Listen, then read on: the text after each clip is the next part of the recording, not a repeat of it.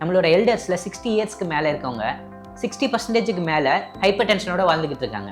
அது யூஸ்வலாக 24 hours தான் இருக்கும் டேப்லெட்டோட எஃபெக்ட். பட் மேபி ஒரு சிலருக்கு இன்னைக்கு கண்ட்ரோல்டாக இருக்குன்னு விட்டுட்டாங்கன்னா டெஃபினட்டாக 4 நாள் 5 நாள் கழிச்சு செக் பண்ணால் திருப்பி ஷூட் அப் ஆயிரும் blood pressure.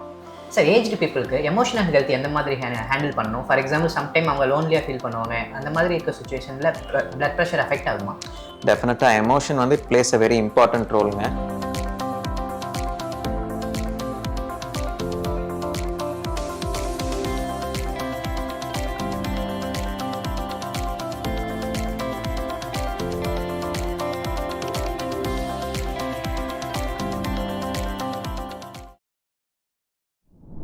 Hi, welcome back to Heart to Heart.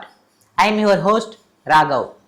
I hope you are doing good and இவ்வளோ நாள் உங்களை கேர் பண்ணிக்கிட்டவங்கள இப்போ நீங்கள் நல்லா கேர் பண்ணிக்கிட்டு இருக்கீங்கன்னு நம்புகிறேன். எஸ், இன்னைக்கு டாபிக் என்னன்னு கெஸ் பண்ணியிருப்பீங்க. Today let's talk about elders. Because while we are celebrating aging as a wisdom, but body often whispers otherwise. And one of those quiet whispers is high blood pressure. நம்மளோட எல்டர்ஸில் 60 இயர்ஸ்க்கு மேலே இருக்கவங்க 60% மேலே hyper டென்ஷனோட வாழ்ந்துக்கிட்டு இருக்காங்க. But here's the thing, elderly hypertension is not just a number. It's about frailty, falls, forgetfulness and fatigue. It's about care. In this episode, we have Dr. Ranganathan, consultant interventional cardiologist, Aram Medical Foundation, Pollachi. Welcome, doctor. Welcome, sir. Hello. Sir, blood pressure level வந்து ஜென்ரலாக 128 லெவலில் maintain பண்ண சொல்லி எல்லாருக்கும் சொல்கிறாங்க. இதே level தான் elder பீப்புளுக்கும் தேவைப்படுமா சார்? இல்லைங்க, அந்த பிளட் ப்ரெஷர் டார்கெட் வந்து 120/80, சிஸ்டாலிக் 120, டயஸ்டாலிக் 80ன்னு சொல்லுவோம். இந்த டார்கெட் வந்து ஃபார் யங்கர் பீப்புள் தான். ரொம்ப வயசில் ஜாஸ்தியாக இருக்கிறவங்க 70 இயர்ஸ் 70+, 80+ இருக்கிறவங்களுக்கு இதே டார்கெட் ரீச் பண்ணணும் அப்படின்னு கட்டாயம் இல்லைங்க. ஏன்னா அவங்களுக்கு வேற பல கோமாபிலிட்டிஸ் இருக்கும். நீங்கள் ரொம்ப டைட்டாக கண்ட்ரோல் பண்ணணும்னு நினச்சி மருந்துகள் நிறைய கொடுத்தீங்கன்னா அவங்களுக்கு உட்காந்து எந்திரிக்கும் போது தலை சுத்தல் வரலாம், கீழே அடிக்கடி விழுந்துருவாங்க. அதனால எல்டர்லி பீப்புளுக்கு 140, ஒரு சிலருக்கு 150 வரைக்கும் கூட okay. So it depends upon the age. அவங்க ஃப்ரெயிலாக இருந்தாங்கன்னா நம்ம கொஞ்சம் லிபரலாகவே இருந்துக்கலாம். ஸோ அப்போ ஒரு சிலர் வந்து வீட்லேயே வந்து இந்த மெஷர்மெண்ட்லாம் எடுத்துக்கிறாங்க. ஸோ மெஷர்மெண்ட் எடுத்துகிட்டு எனக்கு வந்து இப்போ வந்து ரொம்ப ஹெவியாக இருக்குது, இல்லை நம்பர்ஸ் ரொம்ப கம்மியாகுதுன்ற ஃபீல் பண்ணும்போது இப்படி அவங்களே ஒரு சிலர் மெடிசன் எடுத்துக்கிறாங்க. அந்த மாதிரி இருக்கவங்களுக்கு உங்களை என்ன அட்வைஸ்ன்றது லிசனர்ஸ்க்கு சொல்லுங்கள் சார். வீட்டில் பிபி பார்க்குறது இட்ஸ் அ வெரி குட் மெத்தடுங்க. ஹாஸ்பிட்டலில் பார்க்குறதோட வீட்டில் பார்க்குறது இட்ஸ் மோர் அட்வைசபிள். பட் ப்ராப்பரான மெத்தடில் பார்க்கணும். ஆட்டோமேட்டட் பிபி அப்பரேட்டஸ்ன்னு சொல்லுவோம், அதை வச்சு தான் பார்க்கணும். அதுக்கு ஒரு சில ப்ரிகாஷன்ஸ் இருக்குது, இப்படி பார்க்கணும் அப்படின்னு. வீட்டில் பார்க்குற ப்ரெஷர் வந்து 130, 140 எல்டர்லி பீப்புளுக்காக நான் சொல்கிறேன். இப்போ 130, 140 இருக்குது சிஸ்டாலிக், டயஸ்டாலிக் 80, 90னா ஓகே. பட் ரொம்ப 90, 60 இல்லை 80, 60 இருக்குது, உட்காந்து எந்திரிக்கும் போது தள்ளுற மாதிரி இருக்குது, ஒரு ஸ்ட்ரெயிட் லைனில் நடக்க முடியல, ஒரு ஸ்வேயிங் இருக்குது, அப்படிலாம் இருந்தால் டெஃபினட்டாக அவங்களா செல்ஃப் மெடிகேட் பண்ண வேண்டாம், அவங்களா ப்ரெஷர் மாத்திரையை குறைக்க வேண்டாம். அவங்க ரெகுலராக ஃபாலோ பண்ணுற டாக்டர்கிட்ட போய் ஒரு சஜஷன் கேட்டுக்க வேண்டியதான். அதே மாதிரி ப்ரெஷர் ரொம்ப ஒரு தலையில் பின்பக்கம் கொஞ்சம் தலை பாரமாக இருக்குது, தலை வலிக்குது, திருப்பி நடக்கும்போது ஸ்வே ஆகுது, தலை சுத்தலாக இருக்குது, அப்படிங்கும் போது ப்ரெஷர் பார்க்குறாங்க. ப்ரெஷர் 200/100, 190/100 இப்படின்னு இருந்துச்சுன்னா அப்போவும் அவங்களா எக்ஸ்ட்ராவாக இன்னொரு டோஸ் போடக்கூடாது. டாக்டர்கிட்ட ஒரு சஜஷன் ஃபோன்லையோ பக்கத்தில் இருந்தாங்கன்னா போயோ பார்த்துக்கிறது பெட்டர். சார், இப்போ வீட்டில் இருக்க பெரியவங்க வந்து சம்டைம் இன்னைக்கு வந்து என்னோட பிபி நார்மலாக இருக்குது, நான் டேப்லெட் எடுத்துக்கிற மாட்டேன், அதுலேருந்து எஸ்கேப் ஆக ட்ரை பண்ணுறாங்க. அந்த மாதிரி சுச்சுவேஷன் எப்படி சார் ஹேண்டில் பண்ணலாம்? அது பிபிங்கிறது வந்து நீங்கள் ரெகுலராக டேப்லெட்ஸ் போடுறீங்க, டேப்லெட்ஸ் போடுறதுனால கண்ட்ரோல்டாக இருக்குது. இப்போ நேற்று காலையில் டேப்லெட் போட்டிருக்கீங்க, இன்னைக்கு காலையில் பார்க்கும்போது கண்ட்ரோல்டாக இருக்குது அப்படின்னா அது நேற்று போட்ட டேப்லெட்டோட எஃபெக்டாக இருக்குங்க. மேபி அது யூஸ்வலாக 24 hours தான் இருக்கும் டேப்லெட்டோட எஃபெக்ட். பட் மேபி ஒரு சிலருக்கு இன்னைக்கு கண்ட்ரோல்டாக இருக்குன்னு விட்டுட்டாங்கன்னா மாத்திரையை விட்டுட்டு திருப்பி நாளைக்கு ஒரு சிலர் என்ன பண்ணுறாங்கன்னா கண்ட்ரோலாக இருக்குன்னு சொல்லிட்டு அதுக்கப்புறம் மருந்தும் எடுக்கிறதுல செக் பண்ணுறதும் இல்லை. டெஃபினட்டாக 4 நாள் 5 நாள் கழிச்சு செக் பண்ணால் திருப்பி ஷூட் அப் ஆயிரும் பிளட் ப்ரெஷர். அதனால சுகர், ப்ரெஷர் எல்லாமே வந்து ரெகுலராக மோஸ்ட் ஆஃபன் மருந்து ரெகுலராக தேவைப்படும். நம்ம இடையில நல்லா இருக்குன்னு விட்டுட்டோம் அப்படின்னா திரும்ப பழைய மாதிரி வந்துடும். ஸோ மருந்து டாக்டரோட அட்வைஸில் விடலாம், மருந்து விட்டாலும் அது ஃப்ரீக்வெண்ட்டாக ஃபாலோ அப்பில் இருக்கணும். திரும்ப ஏறுதா எப்படி இருக்குங்கிறத நம்ம பார்த்துக்கணும். Sure sir. Sir, some people நிறைய ட்ராவல் பண்ணுறாங்க, ஏஜ் பீப்புள் கூட. அந்த டயத்தில் நான் என்னோட மெடிசன் எடுத்துக்க மறந்துட்டேன் அப்படின்ற மாதிரி சொல்கிறாங்க. ஸோ இதை அவாய்ட் பண்ணுறது எப்படி சார் பண்ணலாம்? இல்லை, ஃபஸ்ட்டு இந்த ப்ரெஷர் மெடிசன், ஹார்ட்டுக்காக எடுக்கிற மருந்து, சுகருக்காக எடுக்கிற மருந்தெல்லாம் அவனை ரெகுலர் பேசிஸ் டெய்லி எடுக்கணும். எல்லாம் இந்த மருந்து எல்லாமே யூஸ்வலாக 24 hours வரைக்கும் தான் ஒர்க் பண்ணும், அதுக்கு மேலே ஒர்க் பண்ணாது. இதை மறக்காமல் இருக்கிறதுக்கு ஒன்று வந்து ஃபோனில் ரிமைண்டர் போடலாம், ஃபேமிலி மெம்பர் யாரையாவது கரெக்டாக நம்மளை கேட்டு ஞாபகப்படுத்த சொல்லலாம் ஒன்று. ரெண்டாவது நமக்கு இந்த மாதிரி தொந்தரவெல்லாம் இருக்கும்போது நமக்கே அது ஒரு பழக்கமாயிரும். ரெகுலராக ஒரு ஃபிக்ஸடாக ஒரு டைமில் எடுத்துக்கிறோம் அப்படின்னா அது பழக்கமாயிரும். இஃப் இன் கேஸ் ஒரு காலையில் போட வேண்டிய ஒரு டோஸ் போடாமல் மறந்துட்டாங்க அப்படின்னா அடுத்த ஒரு 2-3 ஹவர்ஸ்க்குள்ளே ஞாபகம் வந்துச்சுன்னா போடலாம். விட்டுட்டு நான் சாயந்தரம் காலையில் போட வேண்டிய மாத்திரையை சாயந்தரம் போடுறதோ இல்லை அடுத்த நாள் 2 மாத்திரையாக போடுறதையோ அவாய்ட் பண்ணணும். ஸோ அப்பப்போ நம்ம டாஸ்க்கை வந்து அப்பப்போ கம்ப்ளீட் பண்ணுறது நல்லதுன்னு சொல்கிறீங்க. ஆமாம். ஏன்னா அந்த மார்னிங் ஒரு மெடிசன் கொடுத்துருப்போம், ஈவினிங் ஒன்று கொடுத்துருப்போம். அது வந்து இப்போ ஒரு ஃபியூ ஹவர்ஸ் ஓகே, பட் அதுக்காக மார்னிங் போட வேண்டியதை நைட்டோட சேர்த்து போடுறது இல்லை அடுத்த நாள் 2ஆ போடுறது ஷுட் பி அவாய்டட். இது வந்து ரொம்ப இம்பார்ட்டன்ட் மெசேஜ்னு நினைக்கிறேன். இதை நோட் பண்ணிக்கிங்க சார். ஏஜ்டு பீப்புளுக்கு எமோஷனல் ஹெல்த் எந்த மாதிரி ஹேண்டில் பண்ணணும்? ஃபார் எக்ஸாம்பிள் சம்டைம் அவங்க லோன்லியாக ஃபீல் பண்ணுவாங்க. அந்த மாதிரி இருக்க சுச்சுவேஷனில் பிளட் ப்ரெஷர் அஃபெக்ட் ஆகுமா? டெஃபினட்டாக எமோஷன் வந்து it plays a very important ரோலுங்க. ஒரு தனியாக இருக்காங்க வீட்டில் அப்படின்னா டிப்ரெஸ்டாக இருப்பாங்க, மருந்து ஒழுங்காக எடுக்க மாட்டாங்க, இந்த ஸ்ட்ரெஸ்னால ப்ரெஷர் ஏறலாம். ஸோ வீட்டில் அவங்க சில்ட்ரன் இருக்காங்க, ரொம்ப வயசானவங்க இருக்காங்கன்னா கூட போய் ஒரு 5 மினிட்ஸ், ரொம்ப நேரம் இல்லைனாலும் 5 மினிட்ஸ் கூட உட்காந்து பேசலாம், மருந்து கொடுக்குறக்கு ஞாபகப்படுத்தலாம்.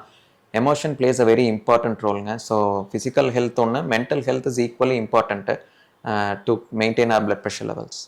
ஸோ நீங்கள் சொல்கிறது பார்த்தீங்கன்னா மெடிஷனுக்கு ஈக்குவலாக வந்து நம்ம அவங்களை எப்படி ட்ரீட் பண்ணுறோம், எப்படி கேர் பண்ணிக்கிறோம் அப்படின்றது. ஆமாம், mental health is extremely important. ஒழுங்காக ப்ராப்பராக அவங்கள கவனிக்கலை, அவங்களோட யாரும் பேசக்கூட இல்லை அப்படின்னா டிப்ரெஸ்டாக லோன்லியாக இருக்கும்போது அதனால கூட ப்ரெஷர் ஷூட் அப் ஆகலாங்க. அவங்க மருந்து அதனால எடுக்காமல் விடலாம். ஸோ எல்லாமே ஒரு சைக்கிள் தான், ஒன்றுக்குள்ள ஒன்று லிங்க்டு தான். அதனால mental health is very important. Sir, blood pressure control பண்ணுறதுக்கு உப்பு காரம் எதுவுமே சேர்க்கக்கூடாதுன்னு சொல்கிறாங்க. இதை பற்றி நீங்கள் என்ன நினைக்கிறீங்க சார்? இல்லை, அதாவது உப்பு காரம் வந்து சேர்க்கக்கூடாது அப்படின்னா ப்ராக்டிக்கலி நாட் பாசிபிள்ங்க. உப்பே இல்லாமல் எதுவுமே பேலட்டபுளாக இருக்காது, சாப்பிடவே முடியும், வாயில் வச்சாலே வாந்தி வந்துடும். போடலாம், ஒரு அளவாக போடலாம். இப்போ சாம்பார், கூட்டு, பொரியல்னா உப்பு ஆஸ் யூஷுவல் போடலாம். பட் எந்தெந்த ஃபுட்டில் வந்து உப்பு ரொம்ப நிறையா இருக்குமோ பிக்கிள் அவாய்ட் பண்ணணும், சால்டட் சிப்ஸ் அவாய்ட் பண்ணணும், அப்பெல்லாம் அவாய்ட் பண்ணணும். கர்ட் ரைஸ்க்கு நிறைய பேர் தனியாக உப்பு ஆட் பண்ணுவாங்க. கர்ட் ரைஸ்க்கு அது பொரியல் கூட தானே சாப்பிட்றாங்க, பொரியலில் இருக்கிற உப்பு போதும். ஸோ இந்த மாதிரி எக்ஸ்ட்ரா சால்ட் ஆட் பண்ணுறதை அவாய்ட் பண்ணாலே போதும். கம்ப்ளீட்டாக உப்பு சேர்த்தாதீங்கன்னா it's definitely not possible to have something that is totally free of salt. எடுத்துக்கலாம், but in moderation, that is very important. இது வந்து சமையல் குறிப்பில் சொல்ற மாதிரி உப்பு தேவையான அளவுன்னு சொல்ற மாதிரி மைல்டா யூஸ். ஆமாம், அவங்க பழகிக்கணும், ரொம்ப தூக்கலாக போடாமல் கொஞ்சம் ஒரு லிமிட்டாக பழகிக்கிறது நல்லது. சார், எல்டர் பீப்புளில் நிறைய பேர் அவங்களால நடக்க முடியாதனால மூவ்மெண்ட்டே இல்லாமல் இருப்பாங்க. ஒரு சிலர் வந்து நிறைய தூரம் நடக்கணும்னு நினைப்பாங்க, 5 கிலோமீட்டர் 10 கிலோமீட்டர் கூட நடக்கிறாங்க. ஸோ இது எந்த அளவுக்கு பேலன்ஸ்டாக இருந்தால் நல்லது சார்? வாக்கிங்குமே முக்கியம்தான், பட் அதுக்காக ரொம்ப அவங்க ஸ்ட்ரெயின் பண்ணிக்க கூடாது. ரொம்ப மேட்டில் நடக்க வேண்டாம், ரொம்ப பிரிஸ்காக நடக்கணும் அப்படின்னு நடக்க வேண்டிய அவசியம் இல்லைங்க. 15-20 மினிட்ஸ் ரிலாக்ஸ்டாக வாக் பண்ணால் ஒரு 70+, 80+ இருக்காங்க, ஃபிசிக்கலி வெரி ஆக்டிவ்னா ஓகே. அதர்வைஸ் ரொம்ப புஷ் பண்ண வேண்டாம் அவங்களே 15-20 நிமிஷம் நடந்தால் போதும். அவங்களால முடிஞ்ச ஸ்பீடில் நடந்தால் போதும். நடக்கும்போது மூச்சு வாங்குது, நெஞ்சு பாரமாக இருக்குது, இல்லை காலில் கெண்டைக்கால் தசை வலிக்குது, அப்படியெல்லாம் இருந்துச்சுன்னா டெஃபினட்டாக டாக்டர்கிட்ட ஒரு ஒப்பீனியன் வாங்கிக்க வேண்டியிருக்கும். ஸோ நடக்கிறது கூட நம்மளால லிமிட்டுக்கு தெரிஞ்சு நடந்துக்கிறது. ஆமாம், நம்மளால முடிஞ்ச அளவு நடந்தால் போதும். அதுக்கு மேலே நடக்கும்போது நமக்கு ஏதாவது கஷ்டம் இருந்துச்சுன்னா கண்டிப்பாக டாக்டரை பார்க்கும்போது அதை சொல்லணும். Sure sir. சரி, எங்கள் வீட்டில் இருக்க பெரியவங்கள நான் தான் பார்த்துக்கிறேன்னா நான் தான் ஒரு கேர்டேக்கர். ஸோ அவங்களுக்கு எந்த மாதிரி தொந்தரவு வரும்போது நான் டாக்டர்கிட்ட கூப்பிட்டு போகணும், இல்லை மற்றபடி மெடிசின் மட்டும் கொடுத்தா போதுன்றது நான் எப்படி தெரிஞ்சுக்கிறது சார்? இல்லை, இப்போ யூஸ்வலாக ஒரு பெரியவங்கன்னா நிறைய டெஃபினட்டாக ப்ரெஷர் இருக்கும், சுகர் இருக்கும், ஹார்ட் ப்ராப்ளம் இருக்கும், நிறையா மருந்துகள் சாப்பிடுவாங்க. அவங்களுக்கு கால் வீக்கம் ஆகுது, கிராஜுவலாக 1 வாரம் 10 நாள் ஆச்சு, கால் வீக்கமாயிடுச்சு, கை விரல் வச்சு அழுத்துனா குழி விழுகுது அப்படின்னா இது மாத்திரனாலையும் இருக்கலாம், வேற ஒரு சில ப்ராப்ளம்னாலையும் வரலாம். ஸோ இது ஒரு இம்பார்ட்டன்ட் பாயிண்ட்டுங்க. கால் வீக்கம் இருந்தால் டாக்டர்கிட்ட கூட்டிகிட்டு போய் காமிக்க வேண்டியிருக்கும். கொஞ்சம் நடந்தாலே மூச்சு வாங்குது, பாத்ரூம்க்கு எந்திரிச்சு போயிட்டு வந்தால் மூச்சு வாங்குது, படுத்து தூங்கிடுறாங்க, நடுராத்திரியில் மூச்சோட கஷ்டப்பட்டு எந்திரிச்சு உட்காடுறாங்க, இப்படின்னா கண்டிப்பாக காமிக்கணும். சின்ன சின்ன ஆக்டிவிட்டிஸ் செய்யும் போது கூட ஸ்ட்ரெயின் பண்ணும்போது நெஞ்சு ஒரு மாதிரி பாரமாக இருக்குன்னு சொன்னால் அப்பவும் கூட்டிகிட்டு வந்து காமிக்கணும். திடீர்னு படபடன்னு வருது, படபடப்பு வரும்போது கண் இருட்டுற மாதிரி இருக்குது, தலை சுற்றுது, இதெல்லாம் ரொம்ப முக்கியமான சிம்டம்ங்க. இதெல்லாம் நம்மளால இக்னோர் பண்ணிடக்கூடாது. கால் வீக்கம், மூச்சு திணறல், படபடப்பு இருக்கும்போது நெஞ்சு பாரமாக இருக்கிறதோ, தலை சுற்றுறதோ, கண் இருட்டு கட்டுறதோ நம்ம கேர்லெஸ்ஸாக விடாமல், அந்த மாதிரி இருந்துச்சுன்னா ரைட்டவே ஹாஸ்பிட்டலுக்கு கூட்டிகிட்டு போய் காமிச்சிடணும். ஸோ எப்போலாம் அன்யூஸ்வலாக இந்த மாதிரி விஷயங்கள் நடக்குதோ இமீடியட்டாக டாக்டர் பார்க்குறது டெஃபினட்டாக. ஓகே, இப்போ நம்மளோட லிசனர்ஸ்க்கு நிறைய டவுட்ஸ் இருக்கும். ஃபார் எக்ஸாம்பிள் வந்து அவங்க ரெகுலராக மாத்திரை எடுத்துகிட்டு இருக்காங்க, வயசானவங்க ரெகுலராக மாத்திரை எடுத்துகிட்டு இருக்காங்க, அது மட்டும் போதுமா, இல்லை அவங்க லைஃப் ஸ்டைல் எது சேஞ்சஸ் பண்ணணுமா? இல்லை, டெஃபினட்டாக ப்ரெஷர் அப்படின்னு பார்க்கும்போது pressure or sugar for that matter வெறும் மருந்து மட்டும் அப்படிங்கிறது, மருந்து வந்து it's only part of our ட்ரீட்மெண்ட்டுங்க. மருந்தை தவிர ரெகுலராக நான் அப்போவே முன்னாடி டிஸ்கஸ் பண்ண மாதிரி வாக்கிங் எல்லாம் போகிறாங்கன்னா அவங்களால முடிஞ்ச அளவு போகலாம், ஒரு 15 நிமிஷம் 20 நிமிஷம் போகலாம். So walking very important.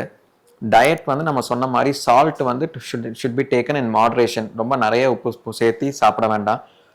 ஃபேமிலியோட கேர் ரொம்ப இம்பார்ட்டன்ட்டுங்க. எல்டர்லி பீப்புளை தனியாக விட்டோம் வைங்களேன், அவங்க ரொம்ப லோன்லியாக இருப்பாங்க, டிப்ரெஸ்டாக இருப்பாங்க, தூக்கம் ஒழுங்காக வராது அவங்களுக்கு. அதெல்லாமல் plays a very important role. ஒரு 6 to 7 hours ஆஃப் ஸ்லீப் ரொம்ப அவசியம். ஃபேமிலி மெம்பர்ஸோட அஃபெக்ஷன் அவசியம். இதெல்லாம் இருந்துச்சு. இது எல்லாமே சேர்ந்து தான் ஒருத்தவங்களோட பிளட் ப்ரெஷரை கண்ட்ரோலாக வைக்க முடியும். வெறும் மருந்து மட்டும் சாப்பிட்டுட்டு ப்ரெஷர் கண்ட்ரோல் ஆகலை அப்படின்னா, தூங்கலைன்னா ப்ரெஷர் கண்ட்ரோல் ஆகாது. டயட் ஒழுங்காக இல்லைன்னா மருந்து எடுத்தால் கூட கண்ட்ரோல் ஆகாது. So several factors play role. இது எல்லாத்தையும் நம்ம முடிஞ்ச அளவு பார்த்துக்கிட்டோம்னா ப்ரெஷரை கொஞ்சம் கண்ட்ரோல்டாக மெயின்டைன் பண்ணலாம். கண்ட்ரோல்டாக இருக்கான்னு பார்க்குறக்கு அப்பப்போ வீட்லேயும் ப்ரெஷரை நம்ம பிபி அப்பேரஸில் செக் பண்ணி அதை ஒரு டைரி போட்டு அதை எழுதி வச்சிடலாம். இன்னைக்கு எவ்வளோ ரீடிங் இருந்துச்சு, நாளைக்கு எவ்வளோ இருந்துச்சுன்னு டாக்டர்கிட்ட போகும்போது அதை காமிச்சோம்னா டாக்டருக்கும் ஒரு ஐடியா கிடைக்கும். Sure sir. இன்றைக்கி நம்ம டிஸ்கஸ் பண்ண விஷயங்களை வச்சு நம்ம வியூவர்ஸ் எல்லாருமே வந்து அவங்க வீட்டில் இருக்க பெரியவங்களை பார்த்துக்கிறதுக்கான நல்ல ஐடியாஸ் கிடைச்சிருக்கும்னு நினைக்கிறேன். Thank you so much sir. Thank you. To all our listeners, உங்கள் வீட்டில் இருக்க உங்களோட எல்டர்ஸோட பிளட் ப்ரெஷரை ரெகுலராக செக் பண்ணுங்கள். அவங்களோட மெடிசன் டைமில் அவங்களுக்கு ஹெல்ப் பண்ணுங்கள். அவங்களுக்கு ரெகுலர் ஸ்லீப் டைம் கிடைக்குதான்னு கேளுங்க. அவங்களோட பிளட் ப்ரெஷரை கண்ட்ரோல் பண்ணுறது கூட லவ் தான். I am Raghav, signing off from Heart to Heart. See you next time in another conversation that keeps your heart in focus. Thank you.